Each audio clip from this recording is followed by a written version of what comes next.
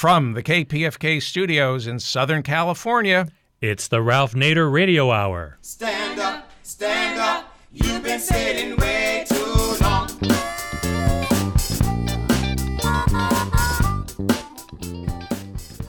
Welcome to the Ralph Nader Radio Hour. My name is Steve Scrovan. David Feldman is not with us this week. I was out last week. David, this is a little payback for me, I guess. But the man who is never out is the man of the hour, Ralph Nader. Hello, Ralph. Hello, Steve. We have a great show. We have an excellent show. We always have a good show, but this one is especially good. Later in the program, we're going to be talking to Ray Rogers of the Campaign to Stop Killer Coke. But before we do that, I want to tell you about our first guest, ocean activist, who is in studio with Ralph right now, David Helvarg. David Helvarg is executive director of an organization called Blue Frontier, whose mission it is to promote unity, provide tools to, and raise awareness of the solution-oriented marine conservation community. Mr. Helvarg is the author of 6 books on conservation topics. He is the editor of the Ocean and Coastal Conservation Guide, and also the organizer of Blue Vision Summits for Ocean Activists and the Peter Benchley Ocean Awards. Welcome, David Helvarg. Thank you. And thank you, David, for coming on the show. I first noticed David when I picked up his book in a bookstore called Blue Frontier. It wasn't his first book, and by no means his last. He's written books on the Coast Guard, on the coastal areas of California, a beautiful book. Well, what struck me about this book is 3 things. One is it was written by an author who lived a lot of hours in the ocean. I mean, he looks at fishes like by brand name as if they're their neighbors. He spent a lot of time in the ocean, so it isn't theoretical, his descriptions. The second is a beautiful writer, really lyrical writer, and I urge you to read some of his books. And the third, he's really serious about the deterioration of our oceans and what 2/3 of the planet can do to the rest of the planet when it's mistreated. So I called him up and I said, what are you going to do in terms of a follow-up of your book? Because your book documented it. What's the action? And to make a long story short, he started a group called Ocean Awareness Project, and we housed him in our offices.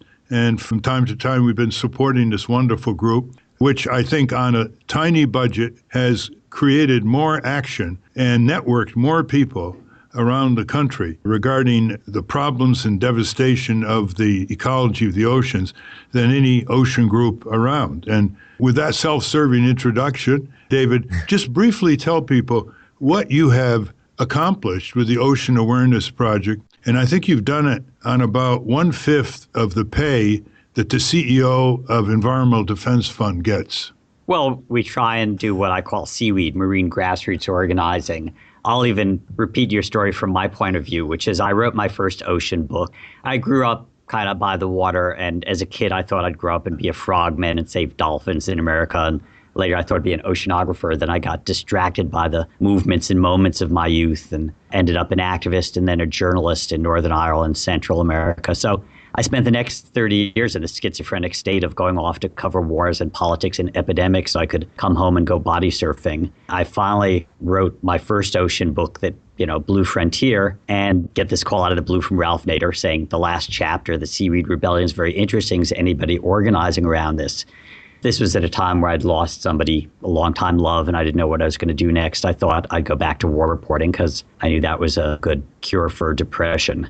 And this is when George Bush was ginning up to invade Iraq. We talked and you suggested somebody ought to be organizing these folks I talked about, the sort of grassroots folks who have solutions to the disasters our blue planet's facing. I felt like when I reflected on it, we're always going to have wars. We're not always going to have healthy coral reefs or abundant marine wildlife unless we do something. So I took up your offer. I reached out. I realized I wasn't going to be stepping on anybody's fins. And we organized Blue Frontier. And over the last 12 years now, I think we've been effective in helping to just bring people together to address, as I say, there's this cascading disasters in our ocean, from industrial overfishing for the global seafood market, oil, chemical, plastic, nutrient pollution, the loss of coastal and offshore habitats that are essential if we're going to recover the abundance that historically has been there. And on top of all that, fossil fuel-fired climate change that is raising sea temperatures and sea levels, melting Arctic and Antarctic ice, changing the basic chemistry of the ocean. Acidification. Making it more acidic, changing the pH because of all the carbon, human-generated carbon being absorbed, that anthropogenic carbon being converted to carbonic acid in the ocean, which just makes it harder for every shell-forming critter from algae to corals to clams to sequester the calcium carbonate they need to build their shells, to build their homes. And people say, well, geez, when you go in the water, why do you bother to come back out? I mean, it's so depressing. And I'm more frustrated than depressing because what I realize is we have the solutions to all these problems. You stop killing fish, they grow back. What we lack is the political will to enact these solutions. And so what we do with our Blue Vision summits, next week we're going to bring hundreds of activists and stakeholders and business people and others to DC and let our, go up on Capitol Hill, let our elected officials know that oceans matter. And we're going to campaign against insane proposal that President Obama has initiated with support of the Republicans, kind of bipartisan greed to open up the Atlantic and the Arctic Ocean. With offshore drilling. To new oil drilling. Mm-hmm. And the best available science has just come out saying, if we're not going to blow through 2 degrees centigrade increased heating on the planet, beyond which scientists say it's unpredictable, it's just a disaster that has the potential to be a civilization-ending disaster. To avoid that threshold, we have to keep at least 30% of the known reserves of oil and 80% of the reserves of coal in the ground or under the seabed. And to propose at a time when the Arctic is fossil fuel has already melted the Arctic, to think that that's a great idea to then go in and use it as a source for new fossil fuels is insane. On the 5th anniversary of the BP disaster, I was down there. That's the one in the Gulf. What did you do on that one? Well, it's seeing these sort of serial disasters. I was down for Katrina, which reminded me of a lot of war zones, fewer casualties, about 1,600 dead, but far wider destruction as I went along the Gulf Coast.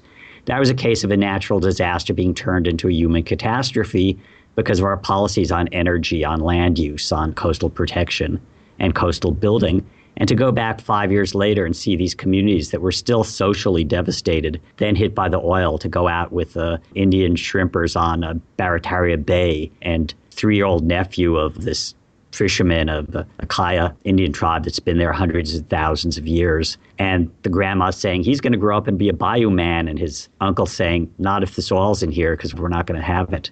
And the truth is, we may see the extinctions not just of clams, but Cajuns, of all the cultures that are being lost to the impacts of fossil fuel. I flew out of Alabama early in the spill, and we flew over 100 dolphins, potted dolphins, and a humpback whale trapped and dying in the oil.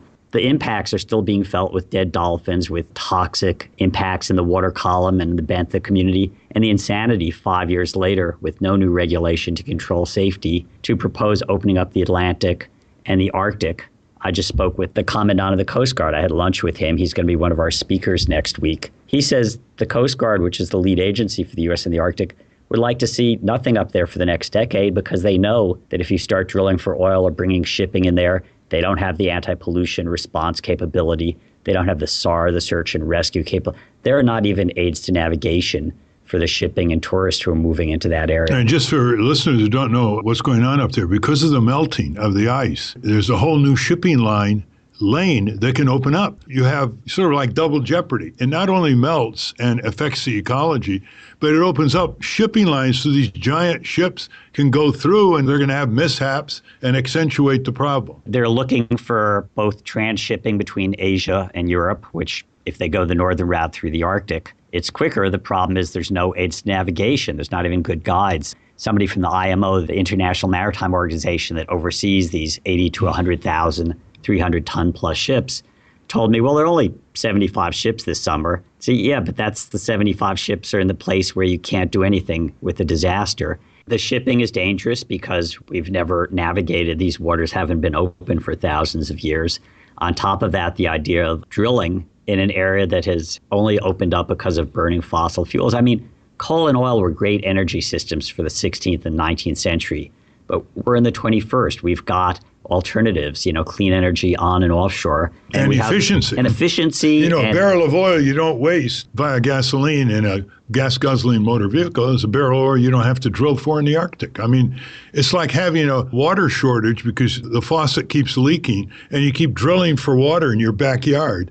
And you wonder why you have to keep drilling for water in your backyard. It's because the faucets are leaking. So, yeah, I'm a Californian. We're in a 500-year drought. We're getting more efficient with water use, but there's still huge challenges. We're down to about 100 gallons per day per Californian. Australia's down to 30 gallons. We have to be more efficient. We have to develop new energy systems. We have to develop a whole new approach.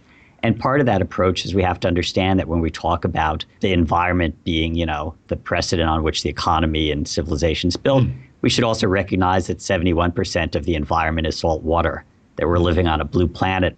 My updated paperback that just came out, Saved by the Sea, it's really about sort of traumas me and the ocean have been through over the last half century. And also the hope that, the best available science creates some of the worst imaginable scenarios for the future of our planet. But when I go diving or body surfing, I'm always coming out of the water optimistic. You've done that a lot, not only for recreation, but for investigation. Like after Katrina, you went down to see the damage to the reef area. And a lot of the books that I do are because the organizing around the ocean can leave you with dry rot. You can spend too much time in offices and meetings, but writing about the ocean, I get out there with the Coast Guard to Iraq or Florida or into, storms like Hurricanes Katrina and Ike. It's an opportunity to reconnect. I really do think one of our Blue Frontier projects was a book, 50 Ways to Save the Ocean, because people, as I say, they come up to me, they go, well, what can I do about climate change, the collapse of marine wildlife, 90% of the big pelagic fish disappearing since the 1950s? They didn't actually disappear. We know where they went, onto our plates. Yeah. But you're talking tuna. But the answer is everything we do every day affects the seas around us. Give us some examples of your book, 50 Ways to Save the Ocean, which is popular among high school students, for example. Right, and we've got teachers' guides, and we have simple things like how to dive safely, beach cleanups. Number one in 50 Ways is go to the beach, because you tend to protect what you love. But then things that people don't think of as ocean-related, like eating more organic and vegetarian food. Well, why is that? It's because a lot of our industrial agriculture in this country, in Iowa, Illinois, where they grow corn and soy, they'll put 140 pounds of synthetic fertilizer for every acre they're growing. And that surplus nutrient follows gravity down the creeks into the Mississippi River. Every spring it grows the second crop of algae in the Gulf of Mexico, which get eaten by little micropods and copepods, little critters. And as it falls in the water column, it sucks all the oxygen out of it. You create these. The UN now identifies 400 coastal dead zones, which are largely the result of agricultural and urban runoff. Talk about the dead zones. In other words, what can't live in the dead zones under the ocean? And also talk about the marine reserves that are very optimistic, including something that was started, of all people, by George W. Bush. Yeah, as I say, cleaner, local, organic means less runoff. Less factory farms means, more small farmers and less runoff. These dead zones are essentially where there's no dissolved oxygen. And so anything the fish and the crabs flee, anything the brittle worms and others left on the bottom just die in place. This is a scary expansion of what's wrong. What's right is reduce the pollutants, and there's tremendous resiliency in the ocean. How about the growth of the marine reserves here? Explain that in some detail. This is in the 1990s. Scientists begin to say, well, if we really need to, as things are getting worse, set aside parts of the ocean, the pristine parts of the ocean, as sort of biological reserves, basically creating great national parks in the ocean. Like wilderness, reserve wilderness in the forest. Ocean wilderness. And ironically, I talk about George W. Bush. It's his blue asterisk. He's arguably the worst environmental president in history. I argued that in my update of War Against the Greens. One thing he did do under the influence of his wife after seeing a movie by Jean-Michel Cousteau is he took an area that Bill Clinton had protected temporarily, Northwest Hawaii. Northwest islands of Hawaii, beyond the populated islands, 1,200 miles long. It's 70% of all the U.S. corals are here, tiger sharks and monk seals. And he gave it full monumental protection. Which means that no fishing, no drilling, no dumping. And because it's in an early state, Enrique Sala, who's one of our sponsors with the National Geographic, talks about a reverse pyramid. You go to these pristine places and you realize the sea's totally different than what you think of it. When we visit coral reefs where we've got a lot of people and a lot of fishing, we see lots of little fish and a few sharks. Out there, you see most of the biomass. Most of the majority of everything is big predators, triphellies and sharks, tiger sharks, and It's like a monk paradise seals. for marine life. It's an upside-down pyramid. Yeah, tell the listeners how big this reserve is, and Obama wants to expand it, right? Obama actually has just announced that 3 of the additional monuments that Bush created, he's just announced an expansion of 500,000 square miles. Or what is that in terms of equivalent to the U.S. that is a marine reserve because of the executive actions of Bush and Obama? The U.S. Marine Reserves are larger than California, Nevada combined. The British are coming on, a lot of the small island nations in the Pacific. We've given Benchley Awards to the president of Kiribati. Combined, what's gone on, we've grown from about, in the last 5 years, from 1% to 3% of the ocean is now fully protected. Where I live in California, we had this 10-year battle, which came out with a good end result. We've just protected 16% of our state waters. It's like we've taken our world-class state park system and put it in the water column. And what happens then is you see this tremendous comeback. I think when we talk about scaling up the solutions faster than the problems, in California with 38 million people in the world's 6th largest economy, we've seen that. We've got a healthy economy. We've greened our ports. We've got 20,000 gray whales migrating every year past us. We had taken them down as an early marine frontier just 150 years ago. We chased the whales down to the lagoons and killed them in Baja with their babies. And when we were done with the whales, we started killing the northern elephant seals, till there were just an estimated 20 to 100 left on Guadalupe Island, a little island off Baja. 1896, the Smithsonian sent a team there. They saw 10 of them and they shot 7 for exhibits to take back to the museum. We've progressed in ways that we understand the value of healthy seas. So in the 1960s and 70s, after we had the Santa Barbara oil spill, we passed good policies at the national and local level, at the Clean Water Act, the Marine Mammal Protection Act federally, the White Shark Protection Act in California. We banned gill nets.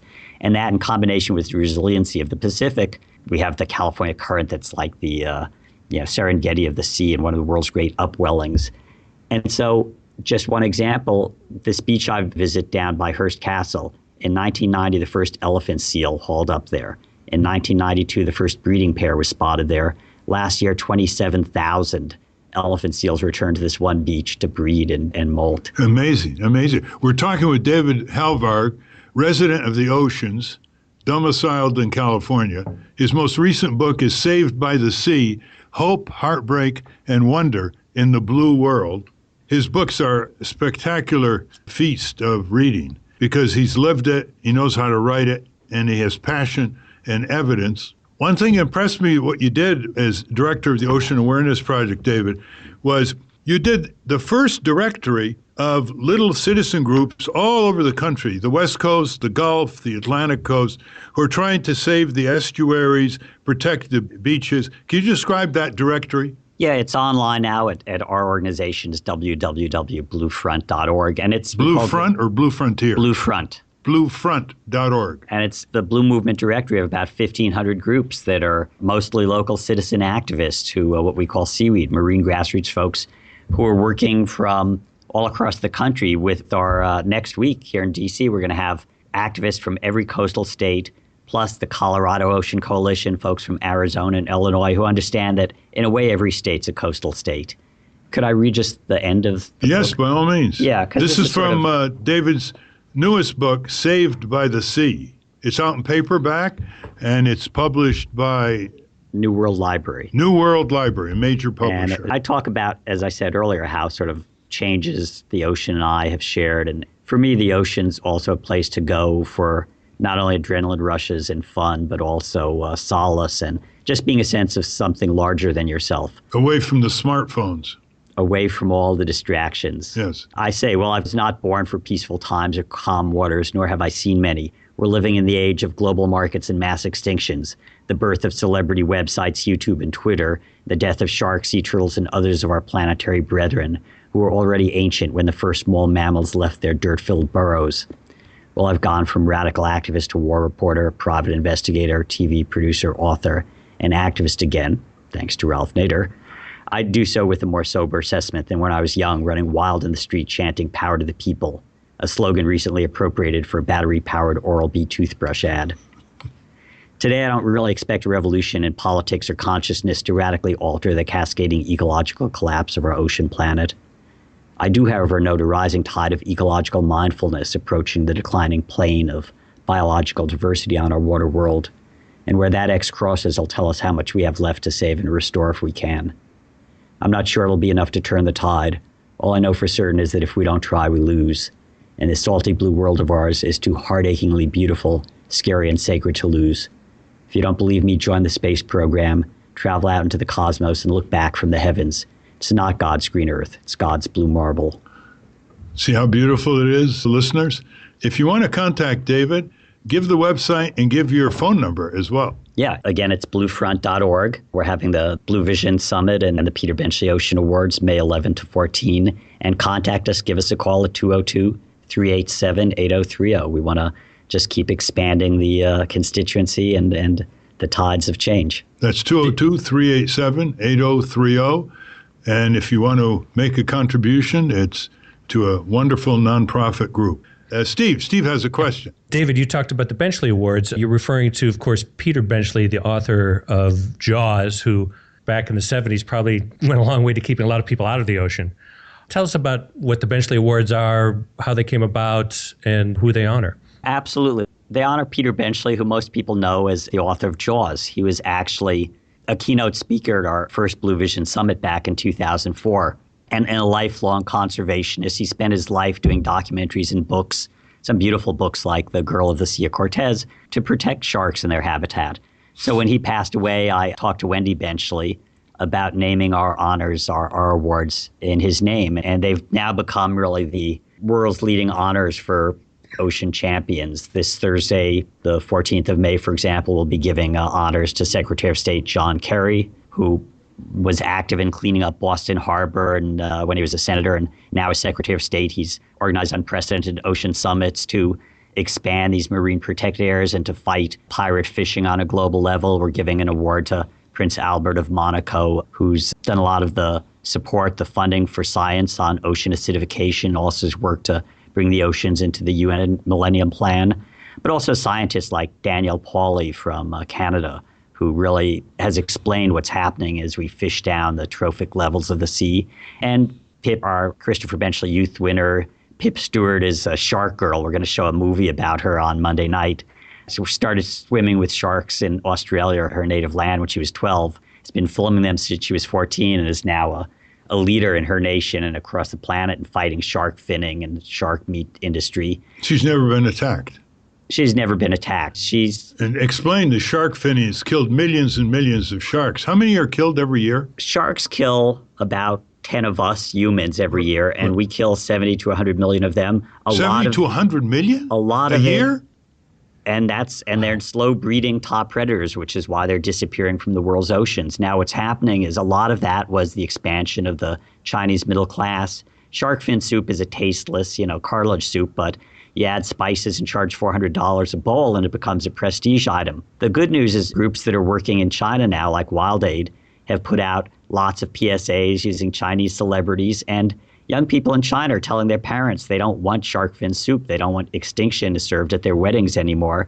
So just in the last 3 years, you've seen a 70% collapse of the demand in China. The leadership in China has banned shark fin soups as a sign of corruption. I wasn't aware of that. Explain what happens to a shark when they catch the shark. They just cut off its fin, throw the body back in the ocean where it dies painfully and slowly. It drowns. It drowns because it can no longer navigate. And the fins are this, as I say, they have no value except as a prestige item in an odd tradition. People like Shark Girl swim with sharks. I encourage people not to treat them as the new dolphin, however. My attitude, coming from Northern California, where we have a healthy population of white sharks, if there's not something bigger and meaner than you're out there, it's not wilderness. We have to respect, these critters have been around 600 million years. We're newcomers on the block. We should be learning from them. Have you swum near sharks? Yeah, I've swum with bull And what sharks. happens if a shark comes at you? You hit him in the snout or her in the snout? They rarely come at you. They're curious, but they're cautious critters. But what happens if they do come at you? Is it you slap their snout? Is that the recommended? Yeah. I mean, what I always do is I just get, next to somebody with a camera, and it's always the cameraman who's so distracted that they'll, it's like surfers say, you don't have to be faster than the shark, just faster than your buddy. But Steve, but listen. it's a but it's changing. I mean, the rapidity with which the sharks declined, and now the rapidity with which we're actually educating people and setting up sanctuaries to protect sharks. Indonesia just banned shark fishing in the entire archipelago. And why they did that is environmental analysts came to them and said, look, there's an expanding dive industry in Indonesia. A live shark can be worth $100,000 in terms of tourist revenues in the course of its lifetime, or you can kill it for $50 for the fins. And this is the challenge, is that it's economically more viable to have healthy marine wildlife like we do in California. Well, sharks are down by about 90% compared to 50 years ago in the ocean, right? Explain to the listeners when you say it's an apex species, because people think, okay, sharks, they're not that important. Show how they are important. Connect it to the jellyfish. A shark, well, you've seen the collapse recently. They overfished the cod on the Atlantic coast. They started fishing for hammerhead sharks, and they overfished them, which meant there was a huge boom in rays, because the hammerheads like to eat a lot of rays, skates and rays. What happened? The skate and ray population boomed. They love scallops. So the scallop fishing in the mid-Atlantic collapsed because we'd taken out the top predator. The next guy down the chain starts eating stuff that we like to eat. The sharks take out a lot of the reef fish that would otherwise eat the grazers. You have the parrotfish that graze the algae off the corals. Corals are they're the heart of our blue ocean. When I've dove in places like Fiji or the Great Barrier Reef, these are just cities under the sea. I mean, and the sharks keep them healthy. If the sharks aren't taking out certain mid-sized fish, those mid-sized fish wipe out the grazers like parrotfish, and those keep the reef, if you don't have the parrotfish grazing, then the reefs cover in algae, the reefs die, the corals die, and they're already under enough pressure from the warming waters. Warmer, more acidic waters hold less dissolved oxygen. So the only way the reefs are going to survive is if they're intact, which means you can't overfish them, you can't pollute the coastal waters around them. And even at that, between the warming, the bleaching, the acidification, we may lose half our reefs. So the challenge is triage. Can we save half the reefs? Because they're coastal barriers, they protect us from the storm impacts, and they provide us, this is food security, this is quality of life, this is how we live on a planet that is, mostly salt water. For people who eat fish, do you eat fish? I eat those fish that still have a fighting chance. So you pick and choose, right? The fish that are overfished, you will not eat. No, there's good guides. So what fish are those? What fish do you eat, David? I go out sometimes salmon fishing with my friends. I'll eat salmon. I'll eat, calamari, which is squid, and a lot of smaller fish like sardine, and freshwater fish they grow. Tilapia is a pretty good aquacultured fish. I'm not, like at our events, we serve gourmet vegetarian at the Benchley Awards and all. Mm-hmm. I got tired. I was going to too many marine conservation events where they kept serving sustainable seafood. I figure, gourmet vegetarian is more sustainable than sustainable seafood. And the reality is that what we've tended to do is eat from the top down, the top predators, the tuna, the swordfish, the sharks, the salmon, and we've got to eat lower on the food chain. Also, since the toxins bioaccumulate through the food chain, it's smarter to eat shellfish and sea veggies and sardines and tilapia and calamari. They're all tasty. And when you eat a tuna, you're eating a lot of the plastics that are now in the ocean that absorb the other chlorinated compounds, the DDTs and PCBs. We don't go out and try and eat lions when we visit Africa, so there's no reason to be eating swordfish when we're visiting our favorite So much for your next paradise. tuna fish sandwich, Stephen. Before we conclude, David Helvarg, tell the incredible story of Roz Savage. And folks, when you hear the story, remember that I tried to get it published in the Washington Post, and they didn't think it was newsworthy enough. Go ahead, Roz Savage. Roz is, we support a bunch of ocean adventurers, and they're mostly some incredible women. One of them, Roz, was living a pretty standard upper middle class life in England in the financial district. She said when she turned 30, she wrote her obituary as she'd like it, and her obituary as it would be if she kept going the way she was. She decided to change her life, left her job, left her life behind, traveled the world for a while, then decided to go for, as many Brits do, sort of the adventurer challenge, and rode solo across the Atlantic. At which point we hooked up, and she was realizing that the Atlantic, there was a lot of garbage out there and issues, and she didn't see as many fish and wildlife as she expected. So as an ocean advocate, we supported her as she rowed solo across the Pacific and Indian Ocean. And first woman ever. First woman, first Brit to cross, now Dame Roz Savage. Just think of this. You're great. all alone in a small boat. It's modern equipment, of course, and she had podcast, I guess. She was traveling. It was tough, though. The first time we launched her with a wine band and all on the Pacific coast in 2007, she got pushed back. The Pacific High pushed her back. She got into storms. She got troubled. She capsized 3 times. So the Coast Guard sent out a helicopter and pulled her in. And I talked to the pilot. He said, "You're a friend of Roz?" I go, "Yeah." He's, "Well, interesting woman." She said, we rescued her. And she said, "Well, I feel bad to leave the boat behind because somebody else capsized 5 times in the Atlantic." She says, "Well, it's a bigger ocean, Roz." And she went back out, though, and recovered the rowboat. And the next season at midnight, we launched her under the Golden Gate. This was a case of, Roz, my environmental project, being rescued by my book project, since I was writing rescuers about the Coast Guard at the time. Listeners, just reflect on this. This is the first woman, and there's never been a second, to solo row all by herself across the Atlantic, across the Pacific, and across the Indian Ocean, parts of which were pretty hairy in terms of pirates. She was quiet about her route because of the pirates. Right. And she says, the million strokes starts with the first stroke. And that's sort of the principle that, what can one individual do? Social changes never happen until a few individuals decide they're going to do something. And doesn't she have a website that the listeners can go and see? RozSavage.com, I believe. Roz, R-O-Z. R-O-Z, Savage. S-A-V-A-G-E.com. Yeah, if you Google Roz, you'll find her. Okay. I can't imagine the back muscles she must have.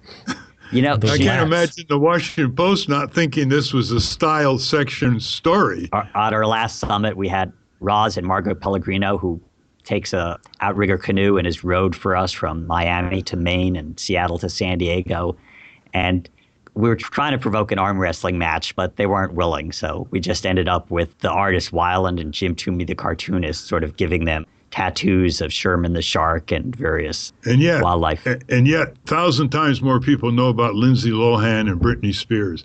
These are real heroines, and you can watch them, at least watch Roz Savage on her website. Once more, as we end, David Helvarg, give the contact information and the phone number for Ocean Awareness Project. Sure. It's the Blue Frontier at www.bluefront.org, and call us at 202-387-8030. We want to hear from folks because, we think that that's how change happens, from the bottom up, and the bottom up for the ocean 7 miles down. So what the hey?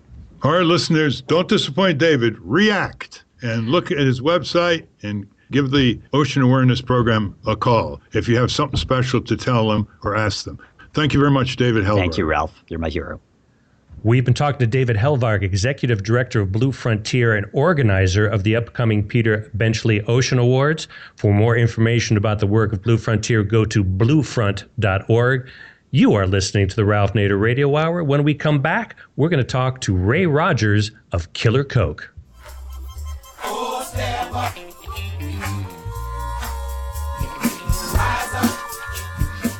From Pacifica, you're listening to the Ralph Nader Radio Hour, www.nader.org.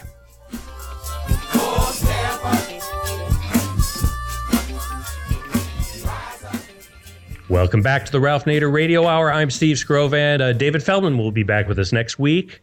But before we introduce our next guest, I want to plug a gig for you, Ralph. I don't know if you call your speaking events gigs. David and I, we come from the stand-up world. I don't suppose you say I'm doing a gig on Capitol Hill tomorrow, but that's our terminology. Next week, you're going to be hosting a conference at the Roe Camp and Conference Center in Roe, Massachusetts, called Getting It Done, How to Restore and Repair Our Wounded Democracy. Tell us what that's all about. Well, it takes the disclosures of abuses in American society, which have been the subject of thousands of good books and hundreds of great documentaries, and tries to answer the question, well, how do you get it done? How do you get these changes made? How do you produce more redirections in our country? How do you get the solutions off the shelf and to apply to the problems on the ground? And that's what we're going to do for about 12 hours, starting Friday night. A very small group of people who are very serious, coming from around the Northeast area of the United States, and I'll be with them all the time. We'll pass out good materials, so there's still a few empty seats if you want to get in touch with the Roe Center in Roe, Massachusetts. Yeah, that's next weekend. That's May 15th to the 17th. It's called Getting It Done, How to Restore and Repair Our Wounded Democracy.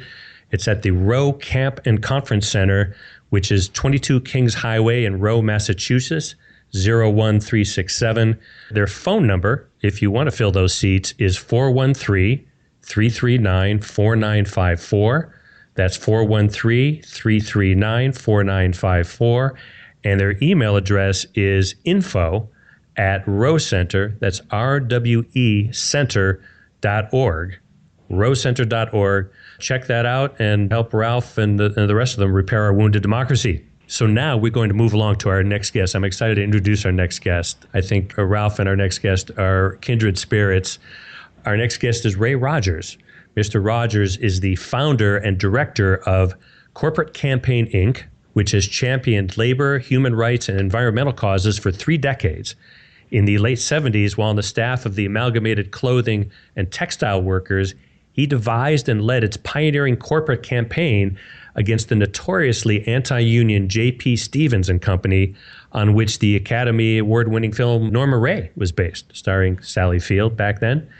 Since then, Mr. Rogers and his organization have taken on some of the most powerful corporations in existence. I was just looking at the list here. It's incredible, including Avon, manufacturers Hanover Trust, Campbell Soup, Hormel, R.J. Reynolds, just to name a few, but maybe the most ambitious to date, at least in my opinion, is against the Coca-Cola Company for its abysmal human rights and environmental record. Since its launching in 2003, it's an ongoing campaign, Mr. Rogers has directed the Campaign to Stop Killer Coke. So something tells me you are not the same temperament as the person most people think of when they think of Mr. Rogers, Ray. Welcome, Ray Rogers. That is correct. I think I have a different temperament. For sure. Welcome, Ray Rogers, to the program. To give the listeners a taste of your spirit, I want to quote something from you. This is Ray Rogers.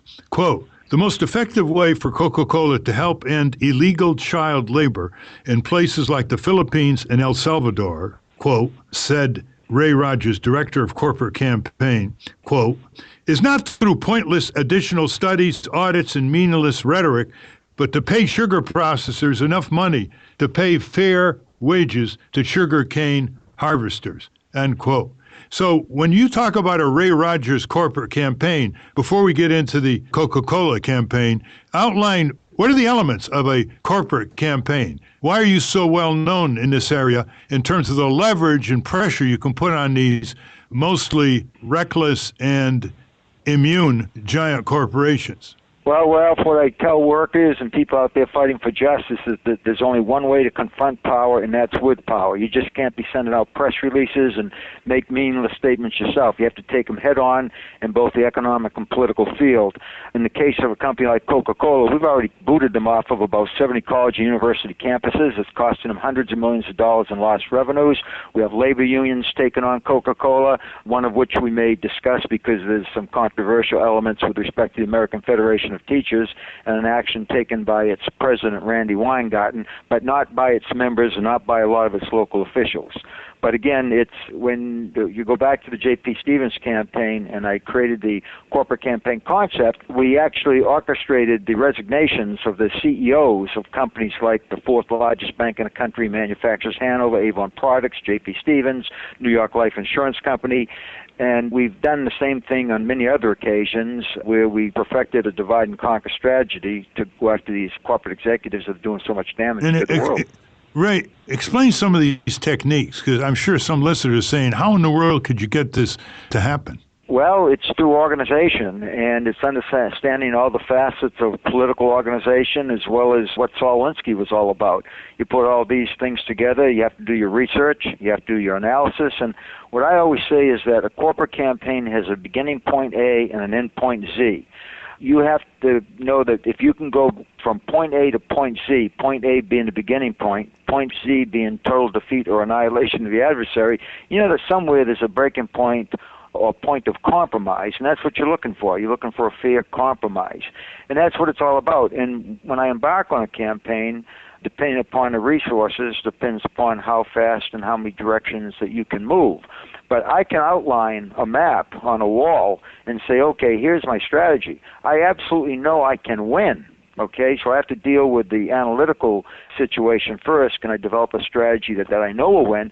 Then the next big problem is one of organization or execution. Can I go out and mobilize the forces to bring the necessary economic and political pressures to bear so that, we can force the other side to sit down and negotiate fairly? And that way you look at the board of directors and see how you can generate pressure from members of the board of directors that are heads of other companies that may be more vulnerable to consumer pressure or expose. You also focus on the shareholder approach. If you got mutual funds or pension funds who own major shares, it's like a chess game, isn't it? Yeah, I think that's probably a good way of putting it. And anybody who knows how to play chess, not that I'm a great player, understands how analytical the game is and how strategic it is.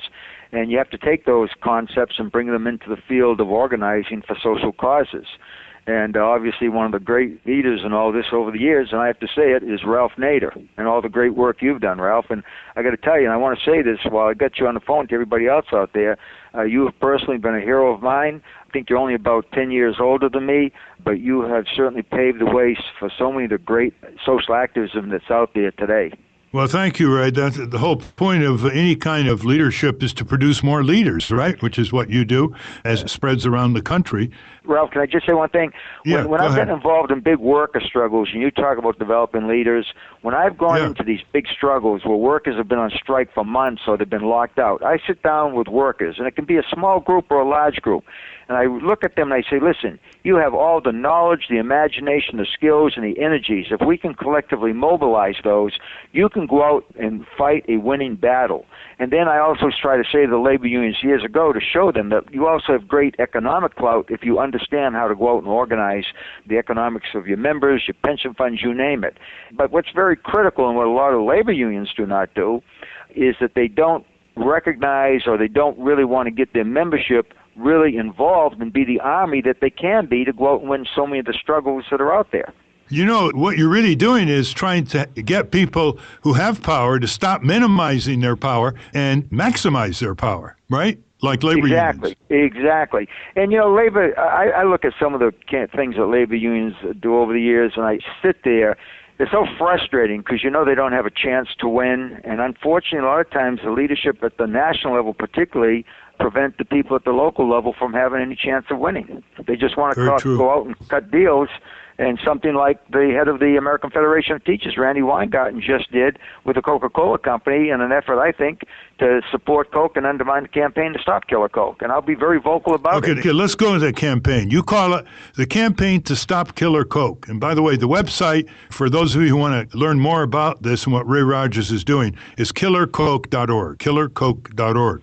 So when people pick up a can of classic Coke and they drink it, not only should they know that there are 9 teaspoons of sugar in that dissolved drink, can you imagine? 9 teaspoons of sugar, but they should know where all this starts from in terms of some of Coke's supplies. You want to describe what you're doing and why in the Campaign to Stop Killer Coke? Well, the Campaign to Stop Killer Coke originated when a couple of well-known human rights attorneys came to me and said, Ray, we have a serious life and death situation. We really need your help, but we don't have any resources or any money. And I thought, that's what I need, somebody else with no money, because most of my work over the years has been pro bono. And I decided we could build it from the ground up. And the reason it came to me was because of Coke's complicity in the systematic intimidation, kidnapping, torture, and murder of union leaders and family members in Colombia. And they also had a long history of this in Guatemala. And this raised its ugly head again as well. And those conditions still exist there. And that was one thing. Now, what the campaign has done over the years is it also has expanded into other ugly issues. One of the most recent ones that was brought up at the annual meeting, in which the teachers could have played, and I believe still will play an important role, is this whole Coke's involvement in benefiting from dangerous illegal child labor and sugarcane harvesting. I want to say, if I were to describe Coke or say something about Coke in one sentence, it gives people an understanding of what Coca-Cola Company, the Coca-Cola system is all about. The Coca-Cola system operates like a criminal syndicate with impunity. And I remember I was sitting down there in Atlanta where they headquartered one night, and I was trying to think before I spoke to a group, one sentence that could sum up Coca-Cola. And I came up with, the world of Coca-Cola is a world full of lies, deception, immorality, corruption, and widespread labor, human rights, and environmental abuses. And if Coca-Cola wants to sue me, go ahead, because truth is a strong defense. Let me ask you this. In terms of Coca-Cola over the years, this has been going on a long time, where they get their sugar supplies and how they team up with some pretty brutal partners in these oligarchic, plutocratic countries in the Southern Hemisphere. What's been the response to Coca-Cola? How'd they try to stall you, to block you, to stonewall you, and how do you get over it? I mean, you got it out of 70 campuses. For people who don't know, Pepsi and Coca-Cola compete with exclusive selling contracts with universities and colleges, like Penn State, for example, and they compete for monopoly position in the vending machines and in the sale of their drinks. So a university either has Coke or a university either has Pepsi, and you've knocked out 70 of these contracts. How'd you do that? Well, by something that you've done a lot with over the years, Ralph, is student power, and also the power of various labor unions on these campuses, getting their support, and from our own office, understanding how to develop a strategy and raise the fears and the minds of the Board of Trustees and others on campus. But I'll give you a good example so people understand just how much money is involved in these contracts. One of the biggest campus was our fourth one that we knocked out was Rutgers. They had a 60,000 population, 3 campuses. It was all Coca-Cola. We got them out of there. The campus made it clear that we had created such a political football that they knew they had to get rid of Coke, and they did. Now, the biggest victory was in August of 2013. Coca-Cola, we had knocked Coca-Cola out of 3 institutions, 2 campuses, and another institution at the City University of New York, which has a population about the size of Boston, about 580,000. Boston's a little bit bigger. And they still had 8 major campuses on the City University, which has 18 colleges, universities, and 6 institutions.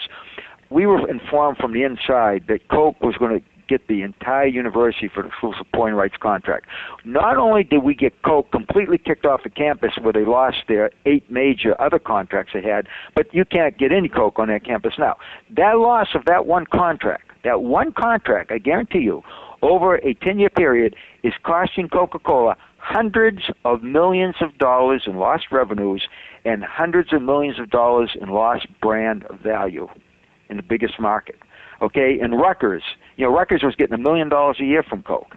Then Coke, over the period of time that they had a 10-year contract at Rutgers, they had 110 million servings. And we knocked them out of there. Again, the losses are huge. State University of New York and Stony Brook, 25,000, 30,000 member campus, exclusive pouring rights contract. You should have seen the faces on Coca-Cola representatives when I showed up at a meeting with all the higher-ups at the university where they figured they were going to keep the contract. But the students there that led the fight, that worked with us, got them kicked out. And some of the unions, like the Professional Staff Congress at CUNY, was so helpful. And the members of the Association of University Professors at Rutgers were so helpful, as well as the students. So you bring the students' power and the labor power and the strategic power of our organization, and we've accomplished a great deal. University of California, Berkeley, finally got them out of there. University of Saskatchewan. These are just some of the names out there. And then the smaller campuses. A little campus like campus off the coast of Maine, I think it's Atlantic University, one little Coke machine. And I called the guy and said, listen, you're as important as any big victory. Okay, and that's the way we feel about everything. If a campus newspaper calls me, I'll give them as much time as the New York Times. Ray, let me ask better you, reporting. Let me ask you this, Ray. How did you get copies of the exclusive contracts between the universities who get a kickback or a commission from sales by giving a monopoly right to Pepsi or to Coke on campus? How did you get those contracts? Well, in some cases, they're almost impossible to get. In others, you might get them through freedom of information. But what we do is we say to either university professors or the students, go to various places, within the university to see if you can get the contract. And whether we get the contract or not, as long as you got the Coke machines there, that's a red flag. So we say, we're going after them, okay? So we really haven't gotten that many contracts. In some cases, they're easier to get. In other cases, you don't get them. They feel that there's a rule that nobody can see this, Well, yeah. They certainly should be publicly available, certainly on all public campuses at least. Let's go to the American Federation of Teachers, which was partnering with Coca-Cola.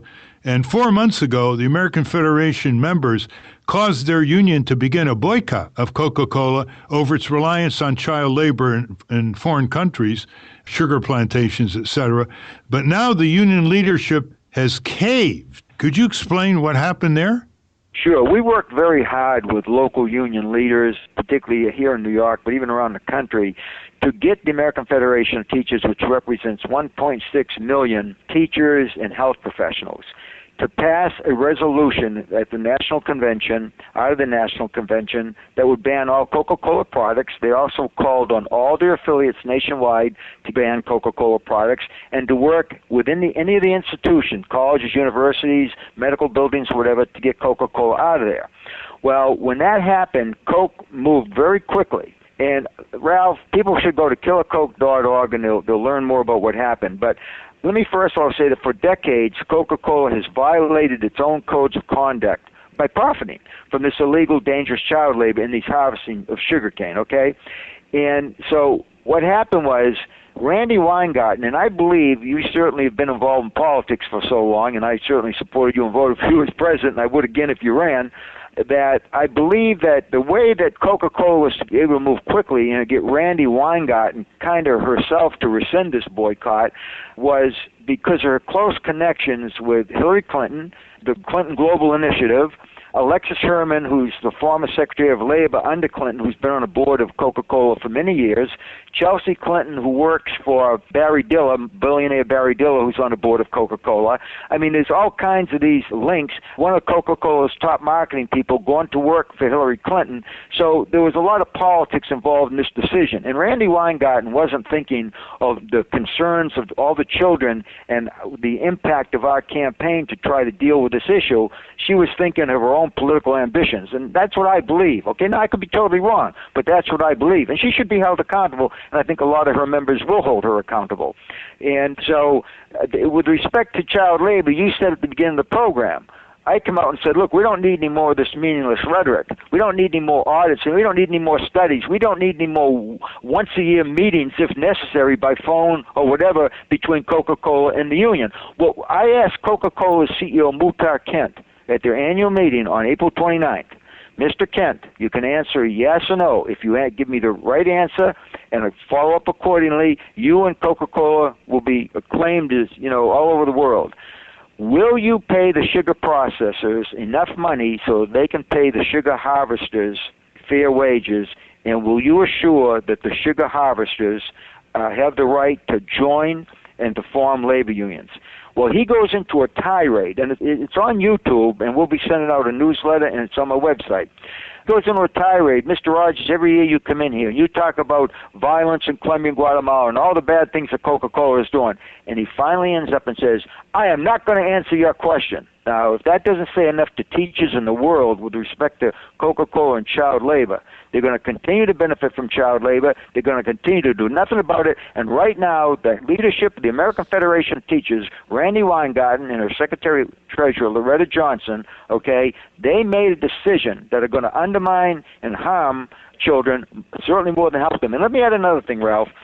When Randy Weingarten and the teachers posted a photo on their website, which I believe is still there, and there's a picture of Randy Weingarten and Alexis Herman and this fellow Ed Potter, the head of global labor relations for Coke, sitting at a table with a big display of 2 bottles of Coke, 2 bottles of Sprite, 1 big canister of Coke, and a can of Diet Coke. All the sugar-laden, artificially aspartame-sweetened beverages, okay, that are so unhealthy to children. And here's Randy Weingarten with that photo, sitting with that display, in my mind, promoting Coca-Cola to the world. What does that say about the head of a union that represents 1.6 million children and health professionals, that she's promoting Coca-Cola, and that she works out a deal like this that is really undermining the health of children and well-being of children worldwide? What does it say, Ralph? Let me ask you that question. What does that say about anybody in her position? The ambition of labor union leaders knows no end when it comes to their own position and their chummy corporate friends. That's basically what the problem is with big labor and these giant companies that they're too cushy with. But you mean to say, Ray Rogers, that even though Coca-Cola has lost hundreds of millions of dollars of sales, it's still cost beneficial to keep those poor sugarcane workers on a few dollars a day? Yeah, I think that the Coca-Cola, is a multi-billion-dollar outfit, And, believe me, they would have bought me off long ago. Muhtar, 2 years ago at the annual meeting, came up to me and said, Mr. Rogers, I think you and I need to sit down and have a meal together. I said, fine, give me a call, we'll sit down and do it. If we're, he says to iron out our differences.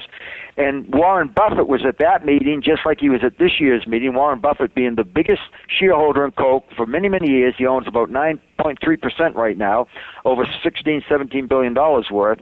And I said, might I suggest that Warren Buffett join us? And then, I get up at the annual meeting after he'd come over and discuss this before the meeting started.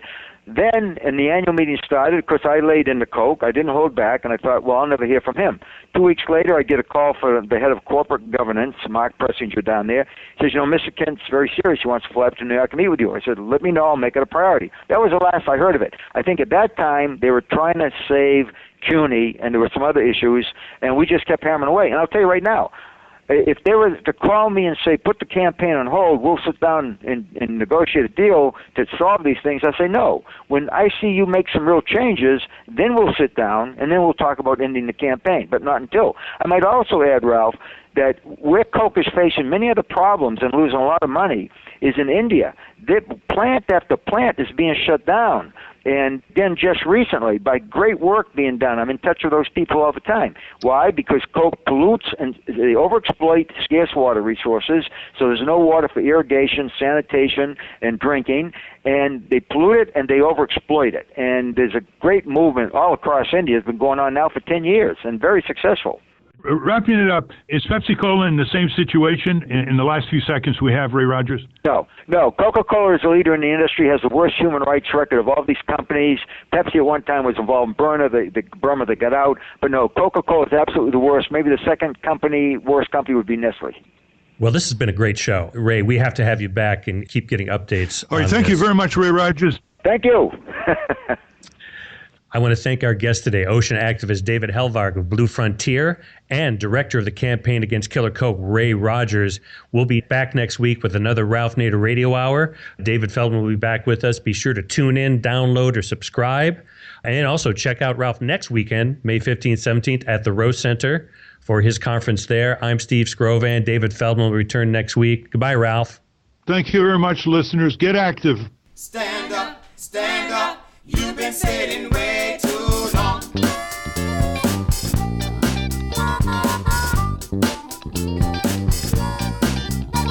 Thieves in the temple, too much money changing hands. It's really very simple. Just make a list of demands. We demand freedom. We demand equality. We demand justice.